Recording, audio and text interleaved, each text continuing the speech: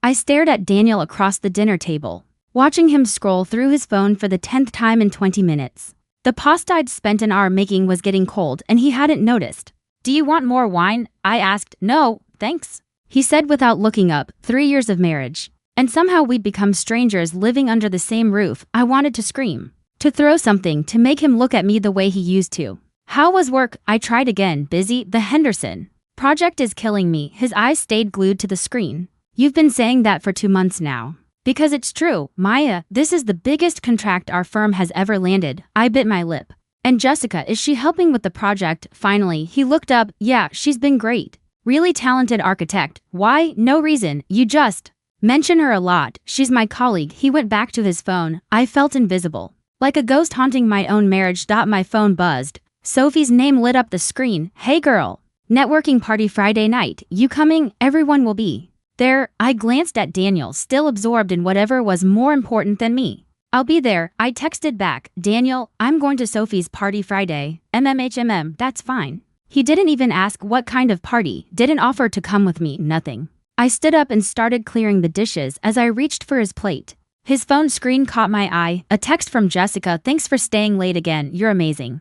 My stomach twisted. I told myself it was nothing, just work. But the doubt had already planted itself deep in my chest. That night, Daniel fell asleep within minutes. I lay awake, staring at the ceiling, wondering when we'd stopped being us. The moment I walked into that party, I saw him, Ryan Park, standing by the bar like he owned the place, looking exactly like the man who broke my heart 6 years ago, except more polished, more confident, more dangerous. Our eyes met across the room, and I felt something I hadn't felt in months. Wanted. He smiled. I should have turned around and left. Instead, I walked straight toward him. "Maya Chen." His voice was exactly as I remembered. "You look incredible, Ryan. What are you doing here?" "Sophie invited me. We worked on an event together last year." He handed me a glass of wine. "How have you been?" "It's been what, 6 years? Something like that." "I heard you got married." His eyes searched mine. "Congratulations." "Thank you. Are you happy?" The question hung between us. I should have said yes immediately, should have smiled and changed the subject. But I hesitated, and that hesitation told him everything. "Maya." Sophie appeared, grabbing my arm. "You made it. I see you found Ryan. Did you know he started his own company?" "He's doing amazing." "Sophie told me you're still single," I said, immediately regretting how interested I sounded. Ryan laughed. "Yeah, well, never found anyone who measured up, I guess." My phone buzzed. I pulled it out, hoping it was Daniel asking where I was, wanting to join me. It wasn't. "Working late. Don't wait up." "Your husband?" Ryan asked, watching my face fall. "Yeah. Big project at work. He's missing out. If you were mine, I'd never let you go anywhere alone looking like that." I knew I should walk away, but God, it felt good to be noticed, to be seen. "We should catch up properly sometime," Ryan said. "Coffee?" "I don't think that's a good idea." "Why not? We're old friends, right?" His smile was dangerous. "Just coffee." Sophie pulled me aside as Ryan went to get another drink. "Girl, he never got married. And trust me, it's not for lack of options. I think he still don't." I cut her off. "I'm married. I know, but would it hurt to have coffee with an old friend? Especially when your husband is too busy to even text you back." She was wrong. This was wrong. But when Ryan came back and asked for my number just to catch up, I gave it to him. I went home to an empty house that night.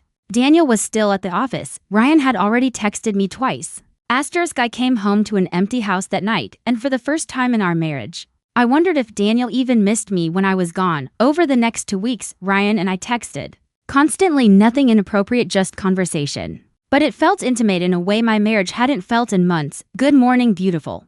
Hope you have an amazing day." Daniel never sent messages like that anymore. "Remember when we used to go to that cafe on 5th Street? They still make your favorite latte." Daniel had forgotten I even drank lattes. "Dinner tonight?" Daniel finally asked one Wednesday evening. My heart jumped. "Yes, where?" "I mean, I won't be home for dinner. Work thing with the team, though." "Is it a client dinner?" "No, just the team. Jessica organized it. Team bonding or something." "Can spouses come?" "It's a team-only thing, Maya. You'd be bored anyway. Just architect talk." I felt like I'd been slapped. "Sure, have fun." I texted Sophie. "Daniel's going to another work dinner without me. Girl, you need to show him what he's missing. Make him jealous. Wake him up." "That's toxic advice." "Sophie, is it? Or is it exactly what he needs to remember he has a wife?" That night, Ryan texted, "Art gallery opening tomorrow. My friend's exhibit. Want to come?" I should have said no. Instead, I said yes. The gallery was small and intimate. Ryan remembered Everything: how I loved modern art, how I always spent too long analyzing abstract pieces, how I hated crowded spaces. You remembered I don't like crowds, I said, surprised. I remember everything about you, Maya. Daniel had forgotten my birthday was coming up. Hadn't mentioned it once. How's married life treating you? Ryan asked as we stood in front of a painting of a fractured mirror. It's fine.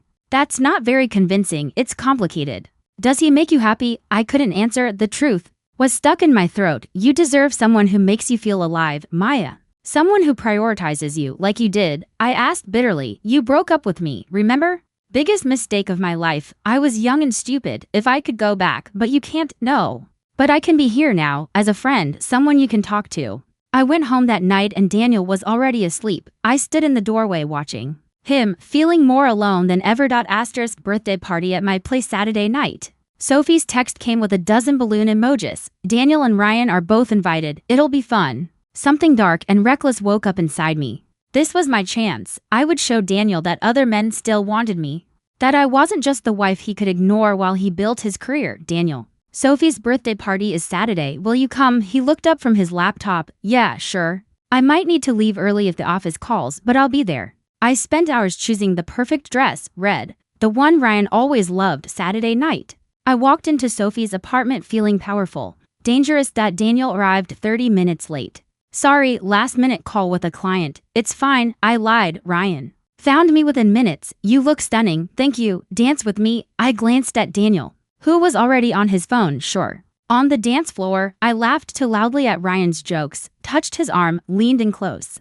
I kept watching Daniel, waiting for him to notice, to react, to care. He glanced over once. His face showed confusion, hurt, but not the dramatic jealousy I wanted. Then she walked in. Jessica, blonde, young, beautiful Jessica. Maya. Sophie grabbed my arm. I hope you don't mind. I invited some people from Daniel's firm. Networking, you know. I watched Daniel's face light up when he saw Jessica. Watched them laugh together. Watched him smile at her the way he used to smile at me. You okay? Ryan asked, following my gaze. I'm fine. You don't look fine. You look like you want to kill someone. That's her, Jessica, the one he works with, the one you're jealous of. I'm not, but I was. God. I was burning with it. I watched Daniel touch Jessica's arm as he explained something. Watched her laugh, watched them together. Maya. Ryan started. I didn't think, didn't breathe, didn't consider consequences. I just grabbed Ryan's face and kissed him. Asterisk.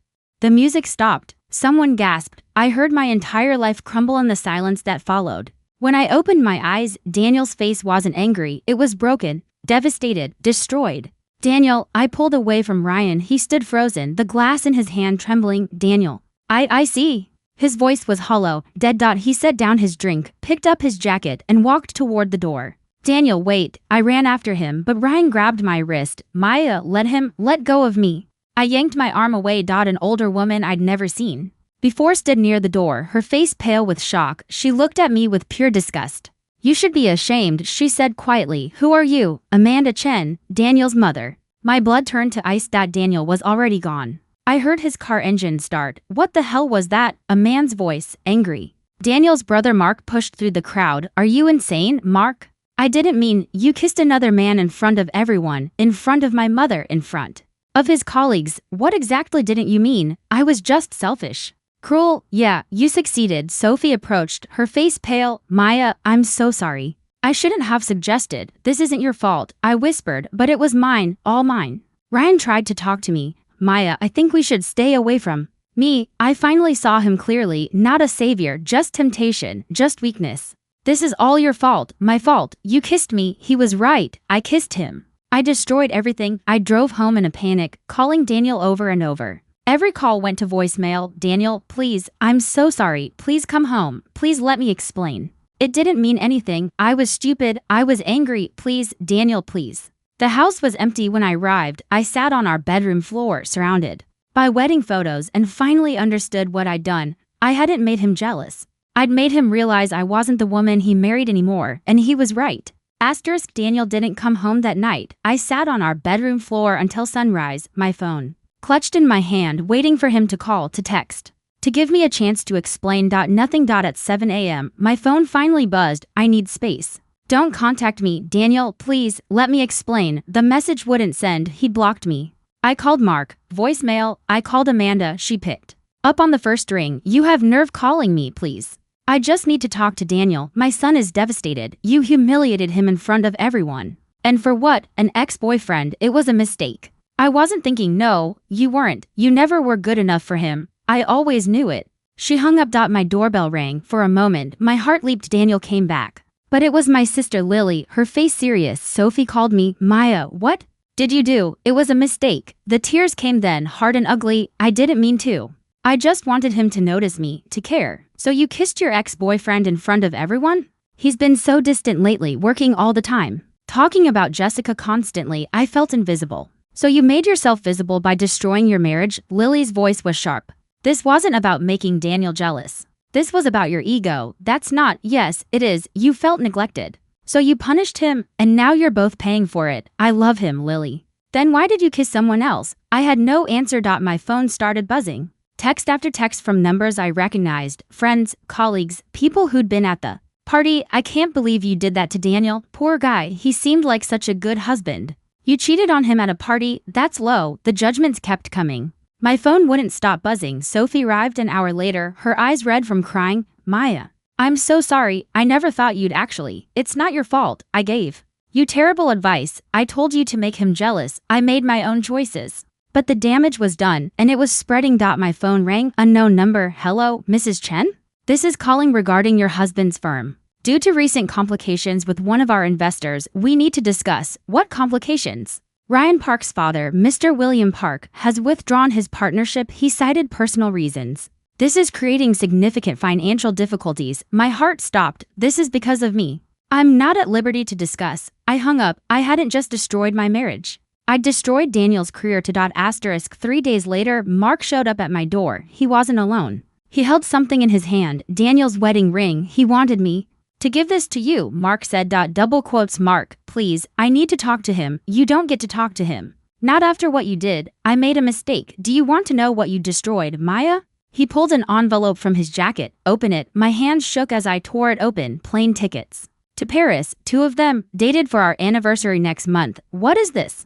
The surprise Daniel was planning. He's been working late for 2 months to finish his projects early so he could take you on your dream trip. The trip you've talked about since you started dating. The room spun. And Jessica? Mark's voice dripped with contempt. She was helping him coordinate everything, the hotel bookings, the restaurant reservations, covering his workload so he could take 2 weeks off. There was never an affair, Maya. There was only a husband trying to surprise his wife and a wife too insecure to trust him. He handed me another paper, a letter in Daniel's handwriting. My dearest Maya, I know I've been distant lately. I know I've been working too much, but every late night, every missed dinner, every moment away from you, it was all for this, for us to give you the Paris trip you've dreamed about, to show you that you're still the most important thing in my life. I love you more than I know how to say. I'm sorry I've been absent. After this project, I promise to be more present, to be the husband you deserve. Forever yours, Daniel. I collapsed. He wrote that the night before Sophie's party. Mark said he was going to give it to you with the tickets next week. Oh God. The words came out as a sob. Oh God, what have I done? You destroyed a good man because of your own insecurity. That's what you did. Let me talk to him. Please, I'll explain. Explain what? That you were jealous over nothing? That you kissed your ex-boyfriend because you couldn't communicate like an adult? What explanation makes this okay? Nothing makes it okay. Finally, something we agree on. He turned to leave. Mark, wait. How is he? How do you think? His wife betrayed him publicly. His mother won't stop crying. His business partner pulled out because Ryan's father is embarrassed. His colleagues are uncomfortable around him. His career is falling apart. How would you be? I didn't know about Ryan's father. You didn't think about consequences at all. That's the problem. After he left, I sat in silence. My phone buzzed. Ryan's name appeared. Maya, we need to talk. About what happened. I blocked his number, deleted every message, every photo, every reminder. He was never the answer. He was just the excuse I used to destroy my own life. Amanda called that evening. I hope you're satisfied, she said. My son is broken. And it's all because of you. I know. I'm so sorry. Your apologies mean nothing. I always knew you weren't good enough for him. I should have said something before the wedding. Amanda, please don't call me again. You're not part of this family anymore. She hung up. I deserved every word. Destroying my marriage wasn't enough. Because Ryan's father was Daniel's business partner, my one stupid kiss created a catastrophe that rippled through Daniel's entire career. Mark called a week later. You need to know what's happening. Mr. Park pulled all his investment from Daniel's firm. Said he couldn't continue a partnership after his son's involvement in breaking up a marriage. Oh no, the Henderson project is in jeopardy. Daniel might lose his biggest client. 3 junior architects might lose their jobs. All because you couldn't control yourself for 5 minutes. I'll fix it. I'll call Mr. Park, don't you dare. You've done enough damage, but I called anyway. I had to try. Mr. Park, this is Maya Chen. I wanted to apologize, Mrs. Chen. His voice was cold. I don't know what kind of person you are, but I don't do business with people who lack integrity. Your actions reflect poorly on everyone involved. This isn't Daniel's fault. Please don't punish him for my mistakes. I'm not punishing anyone. I'm making a business decision. Goodbye. He hung up. I made it worse. Again, Ryan called from a different number. Maya, we need to talk. There's nothing to say. I need you to know something. I knew you were married and unhappy. I deliberately inserted myself back into your life. My blood ran cold. What? I never got over you. When Sophie mentioned you'd be at that party, I asked her to invite me. I wanted you back. I knew your marriage was struggling and I saw an opportunity. You manipulated me. I gave you an option. You took it. That's on you. Stay away from me. With pleasure. You're not worth the drama. I wanted to scream that he was a monster, but I'd let the monster in. I'd made every choice that led here. My business started suffering too. 3 clients canceled their contracts. We can't work with someone who displays such poor judgment. One said, my reputation was destroyed, Daniel's career was damaged, and it was all because of me. Dr. Kim's office smelled like lavender and judgment. Why did you kiss Ryan? She asked. Because Daniel was ignoring me. He was always working, always talking about Jessica. I felt invisible, so you wanted him to notice you. Yes, and did kissing. Ryan accomplished that. I looked at my hands. Yes, but not the way I wanted. What did you want? I wanted him to fight for me, to show me he still cared. Did you tell him you felt neglected? No. Did you ask him about Jessica? Not directly. Did you suggest couples therapy or a date night or any form of direct communication? No. So, instead of talking to your husband, you kissed your ex-boyfriend in public? When you say it like that, I'm not judging. I'm clarifying. You felt neglected. And instead of addressing it, you punished him. Correct. The words hit like a physical blow. Did you want to improve your marriage or did you want to punish your husband? I couldn't answer. Because deep down, I knew the truth. I wanted him to hurt the way I hurt. I ruined everything. I whispered. Double quotes. Yes, you did. Now the question is, what do you do with that truth? Over the next few weeks, Dr. Kim helped me see patterns I'd ignored. My insecurity, my need for external validation, my inability to communicate directly. Daniel's workaholism was problematic, Dr. Kim said, but your response was disproportionate. He was planning a surprise. You assumed an affair. I know. What does that tell you about yourself? That I don't trust easily, that I'm insecure, and that you punish people instead of talking to them. It hurt, but it was true. I wrote Daniel a letter, not expecting forgiveness, just taking accountability. Daniel, I destroyed our marriage. Not your work schedule, not Jessica, not Ryan, me. I was insecure and jealous, and instead of talking to you, I punished you. I kissed Ryan to hurt you, and I succeeded, but I also destroyed everything good between us. You were planning Paris. You were working hard for us, for our future. And I repaid you with public humiliation and betrayal. I don't expect forgiveness. I don't expect you to respond. I just need you to know, this was my fault, all of it. I'm sorry. My eyes sent it through Mark. I didn't know if Daniel would ever read it. Lily came over with dinner. I'm proud of you, she said, for doing the work. It doesn't fix anything, no, but it fixes you, and that matters. Sophie visited, crying. I gave you terrible advice. I was projecting my own relationship problems onto you. I made my own choices, Sophie. But I pushed you, and I chose to listen. We both made mistakes. I quit social media. Stopped checking what people were saying. Focused on therapy, on healing, on becoming someone I could respect again. But Daniel was gone. And he wasn't coming back. 3 months after that terrible night, Daniel finally agreed to meet me.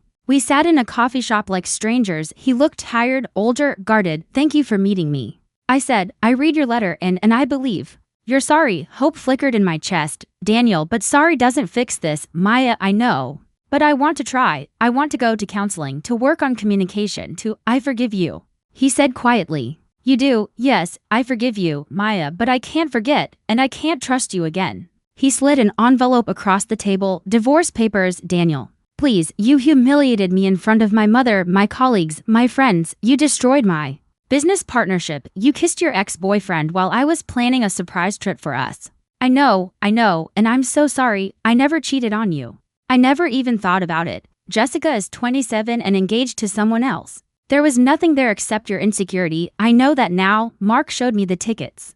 The letter, I loved you enough to work myself to exhaustion to give you a dream trip. You loved yourself enough to destroy our marriage for revenge. His voice cracked. That's not love, Maya, that's ego. You're right. Everything you're saying is right. Sign the papers, please. My hands shook as I picked up the pen. Did you go to Paris? Yes, alone. I needed to heal. Are you? Is Jessica? No.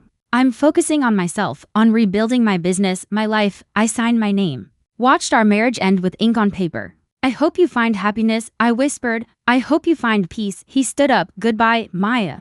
Goodbye, Daniel. I watched him walk away. The man I loved, the man I destroyed. 6 months later, I sat in a small park near my new apartment. Lily had helped me move into a place I could afford on my smaller income. I'd lost clients, friends, and my marriage, but I'd found something too, accountability. A couple argued on a nearby bench. The woman's face was twisted with anger, yelling about some perceived betrayal. I wanted to warn her, to tell her that revenge doesn't satisfy, it destroys. That jealousy is a poison you drink yourself, but some lessons can only be learned through pain. I pulled out my phone and opened my blocked contacts. Ryan's number was still there. I deleted it permanently. He didn't deserve even digital space in my life anymore. That afternoon, I sat in Dr. Kim's office. I've been thinking, I said, about what you asked me, if I wanted to improve my marriage or punish Daniel, and I wanted to punish him. I wanted him to hurt the way I hurt.